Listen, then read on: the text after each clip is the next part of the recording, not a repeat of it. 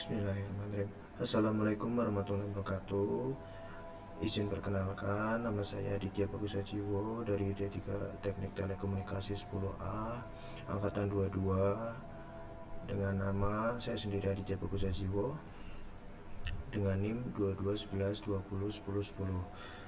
Di sini saya akan mempresentasikan tentang tugas besar, yaitu mata kuliah Sistem Komunikasi Bergerak yang beranggotakan saya sendiri.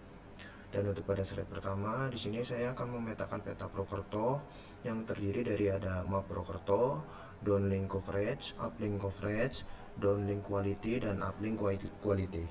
Untuk di next slide, berlatar belakang yang pertama, perencanaan jaringan ERF pada wilayah Prokerto Selatan dibatasi oleh poligon biru, difokuskan untuk mengantisipasi lonjakan trafik seluler di sepanjang jalan gerilya yang berfungsi sebagai surat nadi komersial, mobilitas, logistik, dan jalur transit utama kota.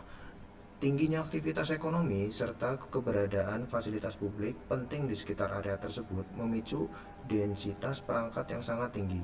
Oleh karena itu, wilayah ini membutuhkan perencanaan infrastruktur yang matang guna menjamin kualitas layanan atau quality of service yang optimal serta kapasitas jaringan yang memadai untuk melayani pengguna aktif di area urban.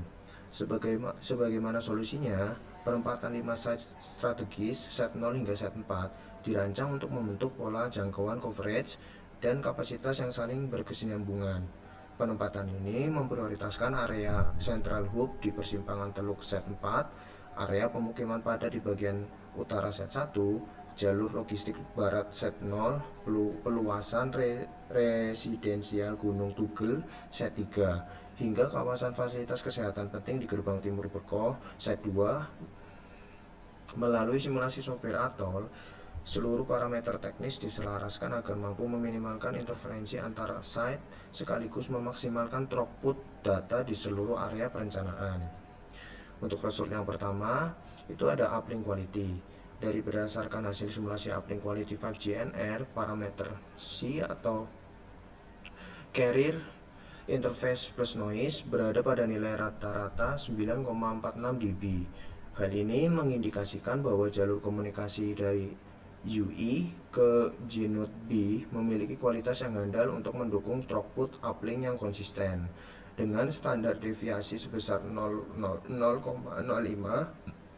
kita dapat menyimpulkan bahwa distribusi sinyal di area ini sangat merata, meminimalkan risiko drop cell atau degradasi layanan saat pengguna berpindah tempat di dalam area cakupan. Dan untuk result yang kedua, ada downlink quality. Dari hasil simulasi downlink quality menunjukkan nilai rata-rata carrier interface plus noise sebesar 2,47 dB. Angka ini menunjukkan bahwa area Prokerto Selatan memiliki tantangan interferensi di sisi penerimaan pengguna. Meskipun sinyal tersedia di seluruh poligon, kita perlu melakukan optimasi parameter radio seperti tilting atau pengaturan daya untuk meningkatkan throughput download agar standar layanan 5G dapat tercapai secara maksimal. Untuk result yang ketiga, ada uplink coverage. Berdasarkan grafik simulasi uplink coverage, nilai rata-rata daya yang diterima berada pada angka min 101,96 dBm. Angka ini memenuhi standar kelayakan minimum threshold seluler urban dengan sebaran sinyal yang sangat seragam. Pada ini standar deviasi 2,72. Pengelompokan grafik pada rentang min 107 hingga min 95 dBm memastikan bahwa seluruh area perencanaan Prokerto Selatan terbebas dari blank spot pada sisi uplink.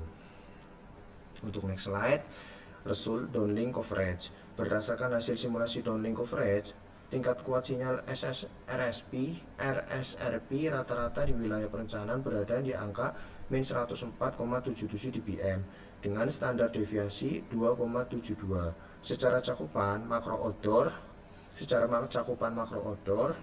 seluruh area berhasil tercover dalam rentang daya min 110 hingga min 98 dBm tanpa ada blank spot. Namun karena level daya ini tergolong tipis untuk standar 5G urban, wilayah ini direkomendasikan untuk dioptimasi dari sisi penguatan daya pancar guna mengamankan kualitas penetrasi sinyal ke dalam ruangan atau indoor coverage.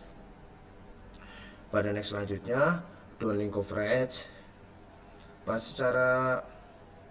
secara teknis nilai RSRP downlink untuk pemodelan ini diperkirakan bergerak di angka min 100 dBm yang merepresentasikan kategori fire atau cukup.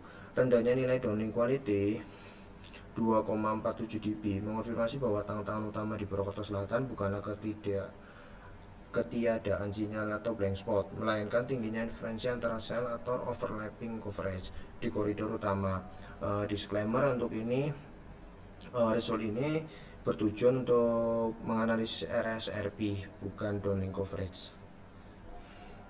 Dan untuk result yang terakhir ini ada interferensi plus noise. Rendahnya nilai downlink quality, interferensi plus noise rata-rata 2,47 dB. Di tengah kuat sinyal SSRP yang berada di level fire min 104,77 dBm mengonfirmasi bahwa nilai akumulasi interferensi plus noise di sisi downlink tergolong sangat tinggi, diperkirakan berada di sekitar min 107,24 dBm. Pada lebar pita atau bandwidth 5GNR, nilai ini menunjukkan bahwa sistem tidak hanya menghadapi thermal murni atau noise, melainkan sangat didominasi oleh interferensi akibat tumpang tindih pancaran sinyal overlapping coverage antar sel.